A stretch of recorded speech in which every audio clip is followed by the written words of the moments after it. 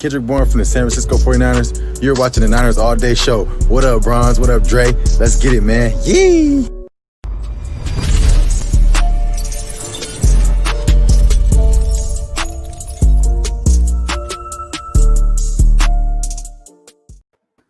Yo, this is your boy Bronze, and this is the Niners All Day Show. I got my boy Jason Aponte with me. You. What up, Jay? What's up, bro? Man, it's Friday. Oh, it is. Yes.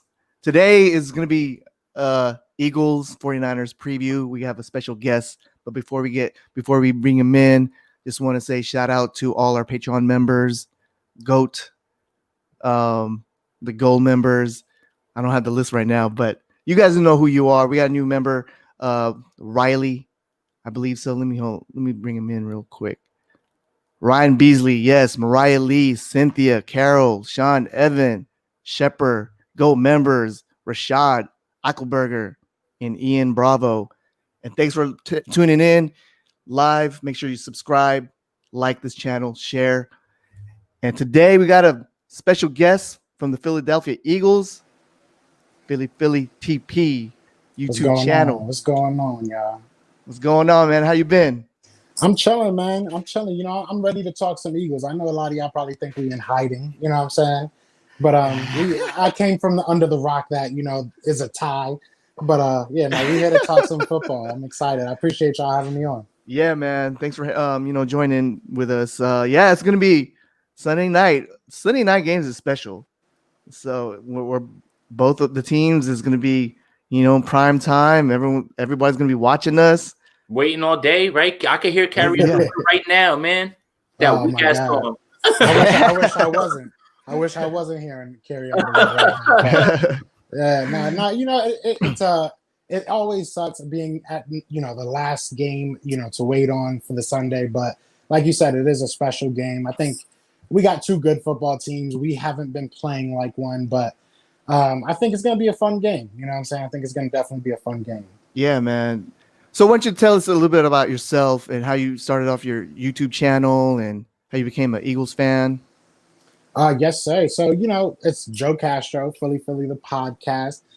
It's really just a channel for Eagles fans that like to hear the truth, But yeah, I started about probably 4 months ago, maybe.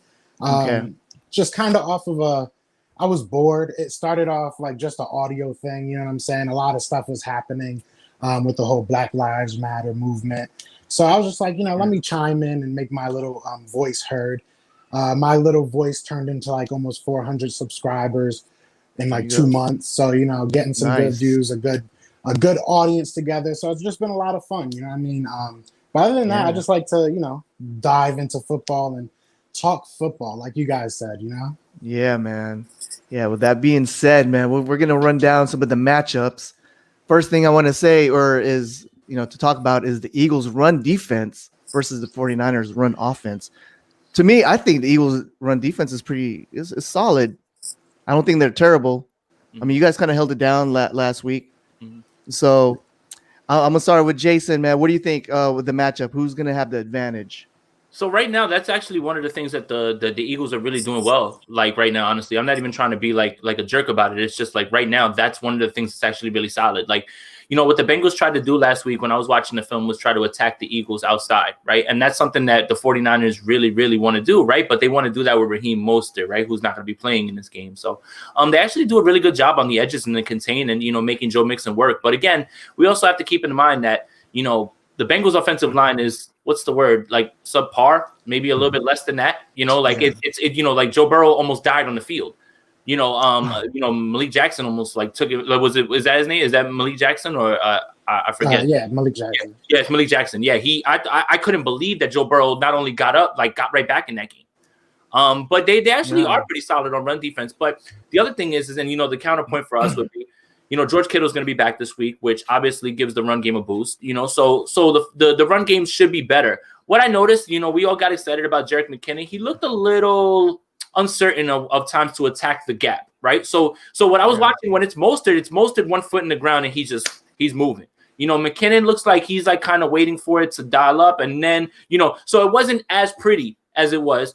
Could that be just McKinnon getting his feet wet again because of him not playing in so long? Maybe. Could it be that he might not be the fit? I don't know. That's just one. But that was, that's something that we'll see a little bit different with Kittle being out there and giving him more lanes to work with. So I also kind of suspect that Jeff Wilson's going to see a lot more run in this game than McKinnon. What I mean is that McKinnon will be in on more third downs. McKinnon offers more as a route runner, as an outlet back than Jeff Wilson. Jeff Wilson will be used around the goal line. So this is going to be a really interesting matchup, honestly. I really like this is the one that really will tip the scale of this game, because if the 49ers are able to establish the run, then play action and everything else works right off of that. And that's all the 49ers really want to do at the end of the day against any team, basically. Right. Yeah, definitely. I mean, listen, like I said, we haven't been looking good anywhere on the field, defensively, offensively, wherever you want to call it. Run game is something that we kind of hold our hats on just because we have that very expensive defensive line. Like you said, Malik Jackson, we have Javon Hargrave, we got obviously the man beast, Fletcher Cox in the middle. So, we have to be good in the run game. We pay a lot of money to be good in our run defense. The thing with the 49ers that scares me is that you guys, it's not about the runner, it's about the scheme. You guys have a very, very good offensive scheme. You have a very good blocking scheme. So it's going to come down to, I have no doubt that our defensive line can plug up holes and, hold up their end of the bargain.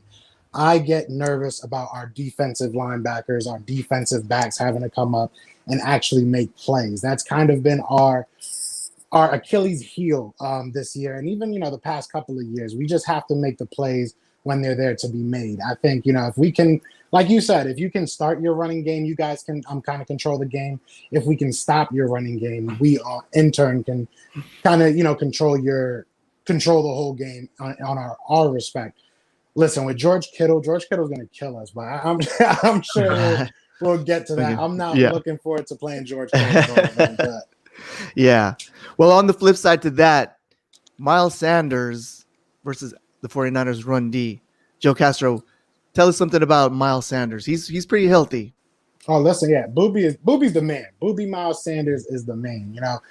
He finally is getting to be the bell cow that we drafted him to be. He's a little bit banged up. Depends on what you call banged up, to be honest. But he's gonna get his work.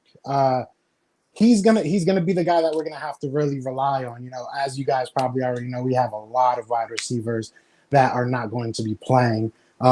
Just yesterday, the only wide receiver we had practicing was Greg Ward on the whole 53-man roster. So that gives you a little bit of we're going out with a wide receiving corp that's like highlighted by Greg Ward and Travis Fulgham, if you ever heard of the guy. John Hightower, probably. John Hightower, maybe, if he's 100%. Mm-hmm. But it is what it is. And like we were kind of saying off air, we do better when we don't have the weapons. And this is it for Carson. Carson really has to make a stand. Look, you guys are not at 100%. You know what I'm saying? And we had 100 chances against the Bengals to win that game, and he got us the tie, and kudos to him on that, but we need to get this win. You know what I'm saying? And like I said, you guys are beat up, so this is one of our best chances. Right. Jason, what do you think? We are beat up. We are beat up, man. But I got to tell you, look, and this isn't even being a homer, right? Like just popping the film on and just watching, like what? So we're talking about Boobie. All right. So no, let's keep it to Boobie against the run defense. Honestly, last year, as great as the 49ers defense was, they were middle of the road probably when it came to, runs, but a lot of that was inflated due to mobile quarterbacks, right? Like Lamar Jackson comes in, Russell Wilson, Kyler Murray, those guys run it up on us, right? We clearly struggle with guys who can move the ball. As you saw, Daniel Jones was like the leading rusher last week for the Giants. We still cannot defend mobile quarterbacks at all. But it's going to be a focused attack, right? Because think about this, right? So we're going to talk about who's healthy, right? The best pass catcher right now on the Eagles is Zach Ertz. He's not a receiver, though, right? Okay. So that's a tight end. Then you got the running back, Miles Sanders. Those are the two that I really like. You know what? I no disrespect to Greg Ward. Love the story. Former quarterback, undrafted free agent, all that. And he did kick up at the end of the year last year for you guys when you needed it. But I want him to be you have to beat us, Greg Ward. Like, you have to beat us, Greg Ward. Like, I'm gonna bracket Zach Ertz bottom and top. I'm gonna put somebody underneath, somebody over the top, And you know what? We just got to hope that, we can hold contain and just keep Miles Sanders in. And honestly, it's got to be someone else than Sanders and Ertz that I got to see killing us in this game, honestly. Otherwise, I'll get upset. No slight to Greg Ward. But if I'm a defensive coordinator, I absolutely will not let Zach Ertz go off on me in this game. As long as you guys are like, if you have Djax and you have Rager and you have Alshon and you have all those guys that you can move around, we can't shift our focus just to Zach Ertz, right? So it's like, that's really what it is. It's not an indictment on your roster. It's just where the roster is right now with how many guys you're missing right now. That's really what it is. So like, it's going to be an interesting battle, but the 49ers run defense has been great. Javon Kinlaw is coming along, man. Like, he is really, really coming along. Like, and the main things that scare me the most, if I was an Eagles fan, is how your offensive line has been playing lately. Like that cannot continue. No matter who's the front line that you're facing, that can't continue because Carson Wentz is not going to make it. And it comes down to a little bit of Carson Wentz. It comes down to a bit of Jason Peters. But we have some rookies out there. We got Nate Herbig out there. We got to think he's a third or fourth year player. Matt Pryor out there now. JP's just got to play like the Hall of Fame left tackle that he was, 3-4 years ago. Like, that's just, I don't know where. Maybe once we switched him to right guard in the offseason, he just forgot. What's good, Ryan? Maybe he just forgot the left tackle, but it looks like I had my boy Chandler Jackson on the show yesterday, I want to say, and he works for Eagles Bird Gang Nation or whatever. And he was telling me that it looks like he's still a right guard. You know what I'm saying? Like, he's still doing a lot of right guard tendencies, whether it be his drop back or how he's using his hands. So, if we're going to get any run game going or any pass game going, man, it's going to start with JP and that offensive line. You hit it on the head. Right. And then, that's the thing that we highlighted yesterday when we did the film breakdown on you guys. Like, it was multiple times where Jason Peters was just getting blown by and different ways, right? Like, Carl Lawson's attacking with his hands, getting around him. Carl Lawson comes and he does a good job of shifting him inside. Carl Lawson grabs him with one hand and throws him across and gets the quarterback. Like, so what's concerning is the drop off from how good he was and the way he's losing.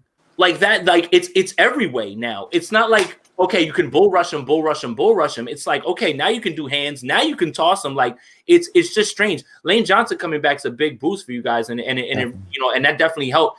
But again, it's the same thing that happens with us, right? If you're a defensive coordinator, you see on one side you got Trent Williams, you see on the other side you got Mike McGlinchey. Who are you going to send your guys to? You're not going to send them to go get stonewalled by Trent. You're going to go make that other guy prove to you that he can block you one-on-one. And I think the 49ers sent everybody over there to Peters.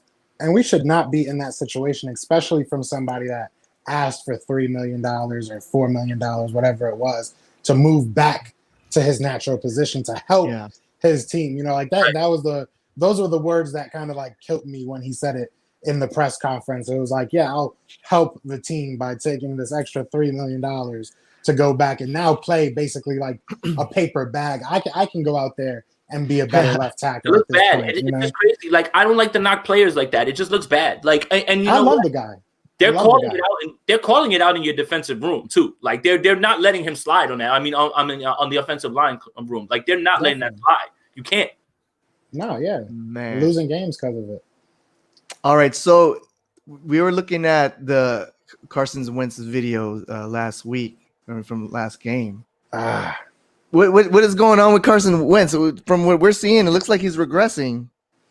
Yeah, honestly, there's a lot that Carson, even from his rookie year, there's a lot of stuff that I'm seeing that he's still doing, whether it be holding on to the ball too long, inconsistent, mechanics and stuff like that. The decision making isn't the greatest, but look, I can take a missed throw or two. My biggest thing, especially in year 5, is the mechanics. We can't reteach you how to be a quarterback in year 5 for $100 million. You know what I'm saying? Like, I know some people might get, fast to go to college, but if you're getting $100 million to learn to do something, God bless you. And it seems like that's kind of where we are right now with Carson. We lost a couple of, quarterback coaches, a couple of different offensive coordinators. And I always give Carson the benefit of the doubt, but it comes to a point and it comes to a head where it's just like, listen, you can't keep blaming the players. You can't keep blaming the coaches It's the person. You know, Carson has to get it together. He has to be better. You know, I think he's going to turn it around. I think he still has time to turn it around. Right. I'm not saying bench him or anything, but you know, it's obvious. I can't come on here and be like, no, he's fine. You guys got Jalen Hurts, right?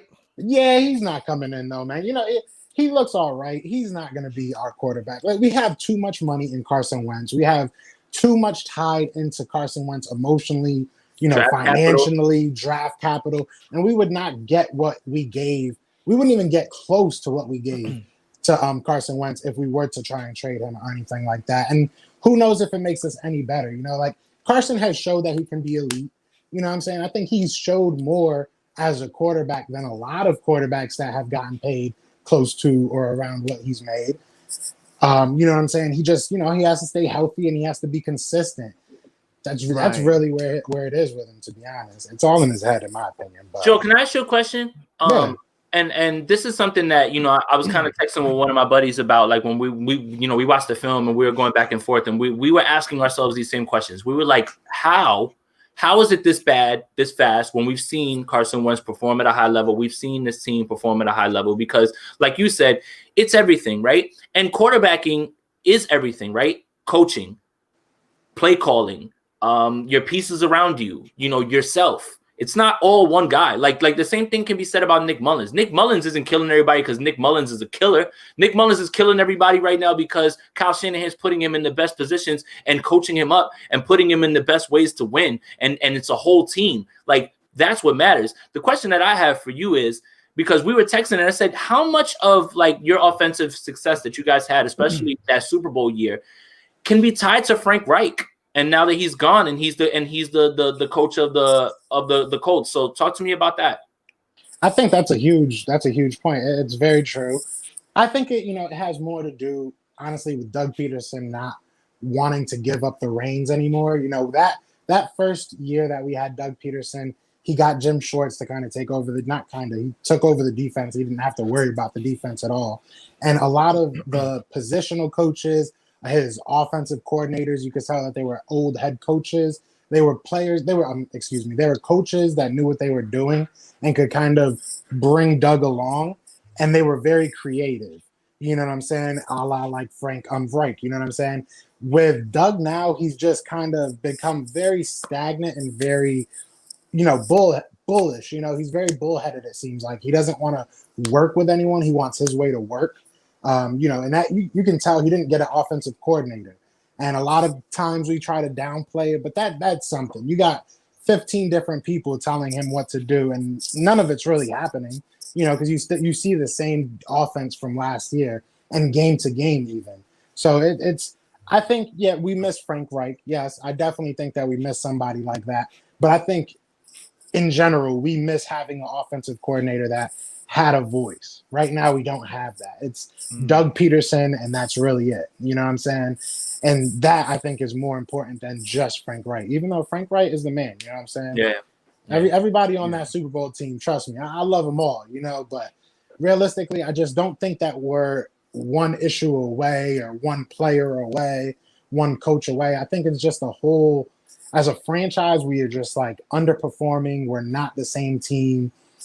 I don't know what it is, to be honest. We don't have veteran leadership. It might be, it's just like a whole pot of things, but I do know we need to get it together, you know? So yeah, that leads me to the next topic. Which Doug Pederson are we going to see this Sunday? And it seems like, you know, it's the back, you know, the Eagles' back is against the wall, you know, and I think he's going to go. Doug. Yeah, you're going to see fourth down Doug. That's what and if you don't, you might not see Philadelphia Doug next year if you don't see it. You know? That's the thing. I think that people discount that. Like, you know, this is a production business. It's not what you've done for me. Is what you've done for me lately. You know, right? You know, exactly. like this game, and this is the other thing I wanted to ask you, Joe, because you're not from Philly, right? You were telling me, like, that's fine. I'm not from Cali, and I'm a Niners fan, so like but the Philly market, I live close enough to it. They're not nice, like on the radio. Oh, no. Like they're going crazy on the radio right now, calling for people's jobs, and that only gets louder if you come out here on Sunday Night Football and lay an egg. in front of everybody. Yeah, no, Philadelphia is one of the most, I can't say because I haven't obviously been in. You have a large following, but we are probably one of the most ruthless, fan bases as far as like coach firings, because even if you look at Chip Kelly, like, yes, Chip Kelly was a terrible person in my opinion, but he got us 2 10-6 records. Should have been to 2 playoff games. We almost won a playoff game with him, and the year that we just missed the playoffs, he was gone. You know what I'm saying? And Doug Pederson, he got us a Super Bowl. He'll forever be remembered for that. There will forever be that Nick Foles statue out there, and all that. That's all good. But as soon as we start slipping, if we don't make the playoffs this year and we go 3-13, 4-12, and Carson looks terrible, I don't see us giving Doug Pederson a new quarterback. Let's put it that way. I see. Yeah. Man, okay. 49ers defense versus Eagles offense. Jason, what do you think? What are you seeing? So it really depends. Like, so now we know Spoon's out, Mosley's out. So it'll be Verrett and good old Dante. Look, guys. I don't like going crazy on players, right? And my feelings on Dante Johnson. But I will say this: after watching the film back, he really improved towards the end of that game. Looked like he got his legs under him and everything. Like, and it looked like he, I don't know. I'm just trying to give you guys a little bit of some positive. The Verrett thing gives me way more confidence, and I'll tell you why. Verrett was covering Slayton. Slayton is not underneath. It's not Golden Tate. Golden Tate wants to live in the middle of the field. Verrett's covering Darius Slayton, who's a field stretcher, and playing off of him, pressing him, being close on him. That's confidence. Him breaking on the ball. That's confidence. When Sherm comes back, whether that's next week or the week after, Jason Verrett's going to be the other starter if he continues to play like this. And then we'll have on the other side a cornerback that we've never had in Sherman, meaning a man-to-man guy, a guy who can cover man-to-man, and you're cool with him running out there if he's left on an island, if he can continue to build his confidence and be good. I'm not trying to get all crazy, but that's what the 49ers envision for Verrett. That's what I envision too. Here's the thing. There's not a lot out there to get scared of. Like that. This is the thing, Joe. Greg Ward is a fine player. John Hightower is a rookie. Quez Watkins might be activated for this game. He's never taken a snap in this league. I don't know what to where's this offense going to come from, because like I said, if I'm Saleh, Zach Ertz is not going to get anything. If Zach Ertz is going to get 3 for 16 and nothing, like, you're going to have to throw to somebody else to make me scared. Well, Go ahead. No, you're good. No, I'll say this. A lot of people, trust me, I've talked to a lot of different fan bases. A lot of different people have told me, we're not letting Zach Ertz beat us. We're not letting Zach Ertz beat us. And they do. And Zach Ertz ends up beating us. And I'm very realistic. Look, we're not going to have Alshon. We're not going to have Jalen. We're not going to have Djax. But I've also been here before. And the Eagles have been here before. Where's that offense going to? It's going to come from some bag called desperation. This is, at the end of the day, this is our 0-4. If we lose this game, we're as good as 0-4. If we win this game, it's not. We're not 2-2, but we're close. You know what I'm saying? If you're 0-4, you're like a game out, right? Like we still are. But this means so much for so many different players. I mean, Carson Wentz has to show that he can lead this team. Some of these rookies have their chance to shine. We just picked up some kid named Hakeem Butler. That's like a 6'6" tight end / wide receiver. We usually get offense from the weirdest places. And obviously Miles has to make it known that, he was talking MVP season before the year started. And when he first came back, he's got like 90 yards rushing in his first 2 games each. You know what I mean? So he's got to come out. It's got to be a team effort, man. Next man up, we've kind of lived by that mantra for like the past 3 years. Yeah, just want to go real quick on the NFC East standings here. Man. It's bad. But see, so if you even go 0-3-1, the Cowboys, who did the Cowboys play this week? Goodness gracious, I can't even remember. It was the Seahawks. Yeah. No, where they played this. Oh, coming to this week. I have no idea. I ain't gonna lie. Yeah. But that's how close the NFC East isn't going anywhere. The Giants are in it. Yeah, but it's more than that. It's more than coming back at the end of the year. We've done that 3 years in a row. You know what I'm saying? We can't keep doing that. You know, other than the 2017 season, we haven't proven that we're a championship team. You know, after that 2017 season, Doug said this is the new norm, and our new norm has literally been injury after injury. You know, just having to scrape and fight to get to our division sucks. You know, right now it looks like that we're going to be fighting for a first round exit anyway. So to me, it's more. Oh, they're playing the Browns. Okay. Yeah, so they might mess around and take that dub because Browns. I'm all in with the Browns this week. Let's go, man. Let's get these Cowboys out of here. Yeah. We can all agree on that. I like that. I like that. After the 49ers play the Eagles, I'll root for y'all, whoever y'all play. That's what I'm saying. I never have an issue with the Eagles. Like, I have no issue with the Eagles. Give me the It's going to be a fun game. At the end of the day, we're both banged up. You know what I'm saying? You guys got your own BDN now. You got your BD Nick real quick. You know what I'm saying? I respect it. And he's out there balling for y'all. We just got it. This means too much to both our defense. You know, Jim Schwartz needs to prove some stuff because I know you guys like I said, you guys have a lot of very, very good schemes that are going to be confusing our linebackers. So he's going to have to put people in some really good situations to, you know, succeed. Because otherwise, if we're hoping that our defense just comes up with big plays and, you know, they become freakish athletes, that's not going to happen. We have to have a good game plan. Yeah. Speaking of linebackers, that was the next topic. George Kittle versus the Eagles linebackers. Yeah, I don't have to really say too much. Yeah, I'll let Joe. The linebacker formerly known as Nathan Gary. One of my followers on Instagram told me, he was like, Nathan Gary's about to get put on YouTube, and it really might happen. It might happen, bro. He might be the next viral clip. He's played terribly, man. I don't have the stats on hand, but like I'm pretty sure he was like number 60 or number 46, something like that, ranked as a linebacker, something like that. I'll run it down for you real quick because I pulled it up yesterday. Like I needed it to because I wanted to see, right? Like people throw stats out there, right? But I had to watch it. When I watched it, I'm like, whoa, it's bad because he looks confused. Like he's running to the middle of the field and there's no one behind him. Like there's no one there. We run a lot of man and we run a lot of linebackers that they're safeties. They're really safeties. Nathan Gary's really a safety.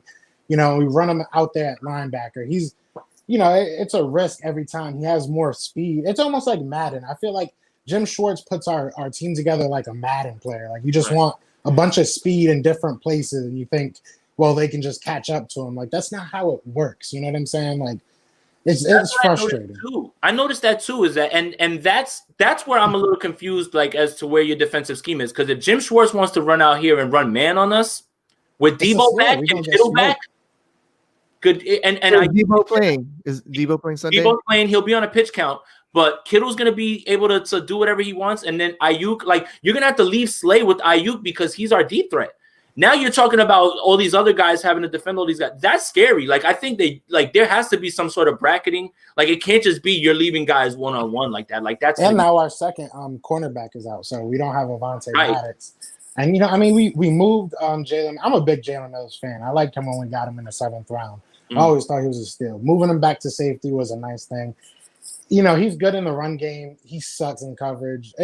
It's just like all of our players, you know, I love them. Don't get me wrong. I know I probably sound, you know, very we do the same thing. You know, it is what it is, man. You got to be honest. You know, I probably sound very like, you know, I don't even. What's the opposite of optimistic? Pessimistic. There we go. I'll probably sound very pessimistic, but you know, it is what it is, man. You know, all of our defensive players are good at certain things. And the worst part about it is that Jim Schwartz, his worst attribute is putting people in the position that they're good at. You know what I'm saying? Right. Like, that's very frustrating. Right. I was going to ask you that because I feel like Nate Gary is miscast. Oh, yeah. Like, I'm not going to blame a guy who can't cover guys. I'm blaming the guy who's making him cover guys. Like, if that's not what he's good at, why haven't you identified that and not used him in that way? Here's the stat. 13 targets, 13 catches allowed for 158 yards, 2 touchdowns, 10 first downs, 0 interceptions, 0 pass breakups, perfect 156.9 passer rating allowed. How about the other games though? Like the two. No, I'm just kidding. But the 49ers have to attack him there. Like they have to. If that's what you guys want to run, like you have to mix it up a little bit because that's what I was noticing. And that's why T. Higgins was getting open so much in that game. I'm like, why are they? Because T. Higgins is going to be a great receiver, right? Drafted in the first round. He's just not there yet. They have A.J. Green. They have Boyd, and they move him around. But he was in the middle of the field against, like, your linebackers and whoever, your nickel corners, whoever you wanted to bring in to cover him. And I didn't understand leaving them on an island out there with guys like that. That might come back to bite you guys. Like, my thing with Jim Schwartz is very good when he takes chances. But lately, we have not been able to take chances because our offense has been putting us in bad situations. I personally, a lot of my last couple videos, I've been, trying to drive home the hashtag fire Jim Schwartz. Oh. I think it's kind of time for him to go. We know Jim Schwartz. I love Jim Schwartz, man. He's a good dude, but he's just done the same thing for the past 3-4 years. Remember it's just not working. Yeah, with the hardball thing, the shake hands, that was funny. He's from a different era, I feel like. He's from a different time. What he does is just, yeah, exactly. He's just, people don't run it 50 times a game anymore. You know what I'm saying? And if, that's why we might match up good against you guys. Because if he can stop your run game and make you predictable, then he can send those blitzes that he never really gets to do because we never have a lead. But it goes hand in hand. It's going to be a battle of the lines. You know what I'm saying? Your offensive line versus our defensive line and vice versa. I'm scared about that. If I have to be pessimistic or realistic, I'm afraid of that. Don't y'all have Trent Williams? No, well, not Trent, because you're not going to send guys at Trent. That's not the issue. Trent's a wall. I'm not worried about Trent, right? But there's 4 other guys on there that I'm worried about. Ben Garland consistently was getting pushed back. Lincoln Tomlinson's been tossed around by Quinnen Williams. Now we get Fletcher Cox. Mike McGlinchey, not playing well right now. Yeah. Brunskill, still looking a little slow. It's Trent and a bunch of guys who need to either improve or are just straight up struggling. And that is my biggest fear for this game. Fletcher Cox can destroy your game plan. And if Lincoln Tomlinson's getting abused by Quinnen Williams, by, like Fletcher Cox, Aaron Donald, those are like the top guys at their position on the inside. What are those guys going to do? So I expect Kyle Shanahan to dial up a lot of quick throws, ways to beat that, because he understands that, they see that, and they have been seeing it. Again, Leonard Williams was doing it last week against us with the Giants too, so they have to see that. Although McGlinchey didn't allow any pressures, we saw him get tossed, and the reason that he didn't allow the pressure is because Brunskill saved him and stepped in and got to the lineman real quick before. That's a pressure. So that's why that PFF stat is a little misleading. So if there is something I'm afraid of, it's definitely about this defensive line. And that's where you need to change the game, I feel like, on your side. You need them to create turnovers, sacks, and things like that for you guys this week. And that's the only, like, realistically, I'm trying to play devil's advocate. That's the way I see you guys winning this game. We have to play a very bad game, I feel like, and you guys have to change it on the defensive line. Like, you have to kick it up. I don't even think, like, I feel like there's a misconception that, like, who were your first 3 games? It was the Cardinals, and the Giants. And you lost to the Cardinals, right? We did. Yeah. And you said the Giants and the who else? Jets. Yeah. But so, that's let me be honest. I'm not trying, no shade or anything, but like, I feel like there's a misconception that we're very far apart. I feel like any moment we will get the real Carson Wentz, whether that be great or not, you know what I'm saying? But I feel at some point Carson Wentz is going to, hopefully show that he is that 2017 Carson Wentz. Now, is it going to be against a team that's missing 2 of its top defensive linemen and a cornerback? You know what I'm saying? I think that we have a good shot. You know what I'm saying? For you to say that, we need you guys to play horribly. I think I don't know. I think that's a little bit. That's a stretch. Here's why I disagree. Right? So it's easy to say yes to just the Giants, but considering what we were able to field as a team, the way we were able to dismantle them with backup quarterback, with no running back, with no Kittle, with no Debo, with no Bosa, right? So now this week we're getting Kittle back, we're getting Debo back.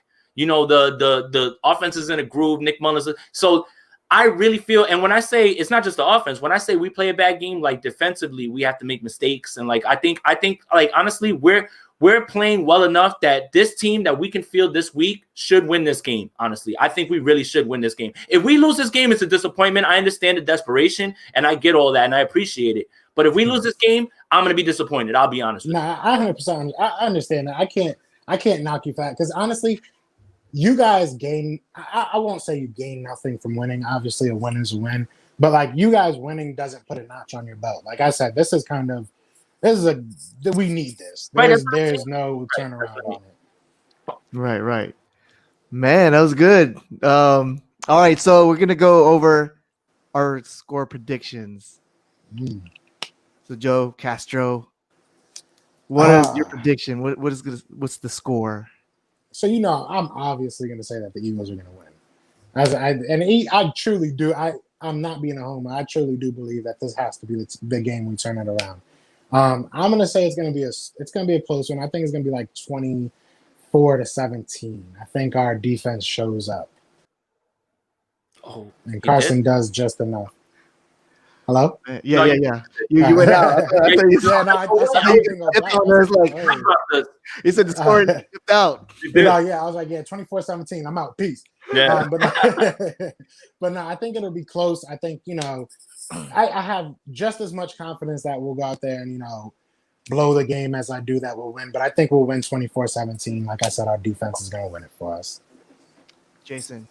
Yeah, I got it 31-17 probably. Like honestly, like I'm just like it look, if it was last week and we had Ross Dwelly starting and Debo wasn't back and and then seeing Ayuk last week, man, like all three of those guys are going to be on the field at the same time and I'm just confident that the coaching is what's been lifting this team up, will continue to lift them up because they've been moving in such a positive direction and honestly, we're healthier now than we've been in a long time, so it's all starting to come together. And I think that, we show some stuff on Sunday Night Football and, we remind people how deep we are and how much we still have to grow because we're getting guys back very soon. Well, when we win, just be expecting like a quick little video shout out. That's cool. Hey, what's up, y'all? Yeah, I mean, it's cool. Yeah, man. I mean, we're not but we're not gonna be petty and hit you though. Like we're not. No, but no. We're not like that. Like if we expect to win the game, then that's it. Like if that's how you really have to look at it. So we're not with it. But hey, if you guys win this game, because anything can happen. Yeah, go for it. We're with the Rams or the Seahawks or the Cardinals. I mean. This needs to start our run. It'd be a different thing, We got the Steelers and the Niners or the Ravens after this. So wow, I need some hope. Wow. I need some hope. Man. You know what I'm saying?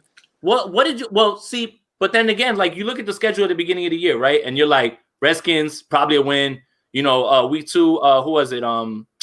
Rams. The Rams. All right, that's a little bit different. And then week 3, you're like Bengals. Okay, we could be 2-1 by the end of this, and everybody we should be, yeah. Right. And we had chances to win every single game. Like if you watch the game, that's why I'm not losing all total faith. We haven't gotten blown out. We just have been missing chances to win the game. So hopefully we can just execute. Execution is the name of the game, man. Right. Cool, man. Yeah, you're gonna need to like really, really play like a team desperate this week. Like, yeah, this is it. So. Yeah, I like it. I like the Eagle fans in here, man. That's cool, man. Like that makes it fun, honestly. Right, yeah. Oh, they checking in. That's what's up. Yeah, they are. They yeah. See, look, they pretty much telling us that we're wrong. So Hey, that's what I wanted. That's what I wanted to see, man. Fly Eagles fly. Let's get it. You heard me, man. Yeah. As long as we had a Titans fan pull up yesterday for no reason. Yeah, that was crazy. We just blocked his ass. You're just mad because they got COVID. So. They got COVID. Yeah, he's talking crazy. I'm like, y'all don't even got a game this week. Week 2. That's their first loss. They got three bye weeks. Right. I was like, what? L to COVID. They took their first L to COVID. So it is what it is. Hopefully our team will get the L COVID. But hey, I welcome all things, bro. I welcome all the smoke. You know what I'm saying? It makes it fun, like we said earlier, man. It makes it fun. But that's the thing too, is like we just want to keep it fun, man. Like that dude, that the Giants fan dude, like he just don't like me. Like, you know, that's something. See, look, I like this Eagle fan. Hey, thank you. So, you know, look, it's all good. It's all good discussion, right? And it all can't be one thing or the other, right? Like you can't come on here and be like, yo, we about to get blown out. Like this is a wrap for us. You know, exactly. Like, you have to give both perspectives, and that I feel like that's what we did, man. You know, I don't cry on camera. You gotta pay me to cry. You almost did. That after that Jets game, that one was real bad. We all just were sitting there like with our hands in our like, you know, both of us hurt. We were on the show like this, like, oh my god, man. Yeah, some like, wins don't feel like wins. That one yeah, for sure didn't. I was like, get the liquor out right now. I was like, this one does not feel good at all. But you know, it's a long season. That's the thing, you know, and there's a lot that can happen. So definitely, man. Definitely. Hey Joe, man, thanks for joining us, man. We're gonna start you off, man. So you know, may the best team win on Sunday night. Enjoy yes, the game, you guys. bro. Yes, sir. Thank you for having me on, man. God bless. All right, man. That was cool, man. Yeah, that was good, dude.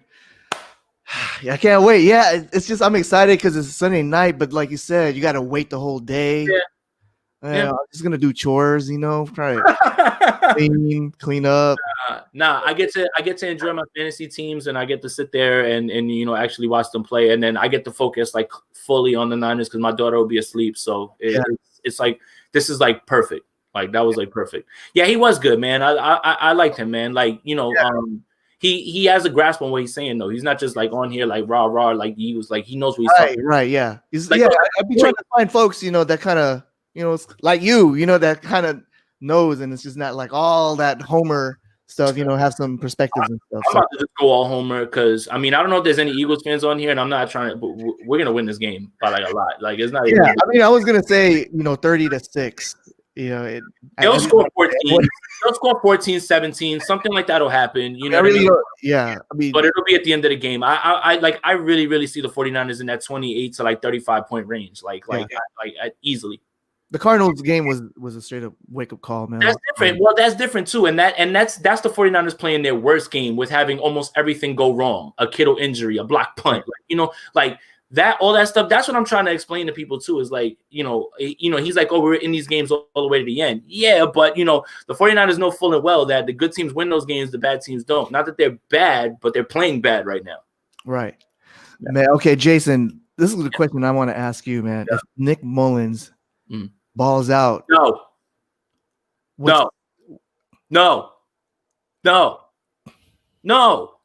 Bronze, don't do this. It's a question. It is a question. No. It's Jimmy's team, man. Like you just know the difference, man. You just know the difference in the offense. Get Jimmy a shot with everybody on the field as well, too, man. Come on, man. Like, okay, look, they're pretty much the same, right? They're close, you know. But what if on Sunday night, you know, Nick Mullins throws 300 yards and 2 deep passes to Ayuk and Debo? That's not his deep. That's not his game, no, Clint. They like if he gets those, they got to scheme him open with play actions, and that's what they do with Jimmy, right? Like Jimmy doesn't throw guys open; he throws to open guys, and that's because of the scheme, you know. Like, and that's look. It's going to be interesting to talk about. I expect Nick Mullins to come out and have a really good game on national TV. And I don't watch ESPN or any of that stuff, but I know that that's what they're going to be talking about all week or whatever. And on Twitter, they'll be talking about it. But nah. I mean, I do agree. At the end of the day, it's to me, you know, it is Jimmy G's team. Yeah. And I don't want, I feel like there's no quarterback controversy. But I mean, if he's balling, okay, so what if he does 400 yards? What if he's like 4 touchdowns on Sunday?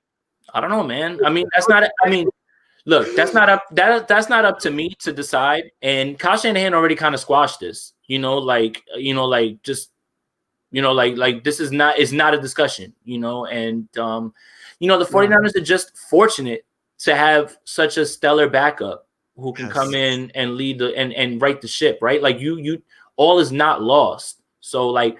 That's something that's valuable, you know, and you know, we'll talk in the offseason whether the 49ers trade Nick Mullins because someone floated, I think it was John Chapman, he floated out a poll out there that said a second rounder for Nick.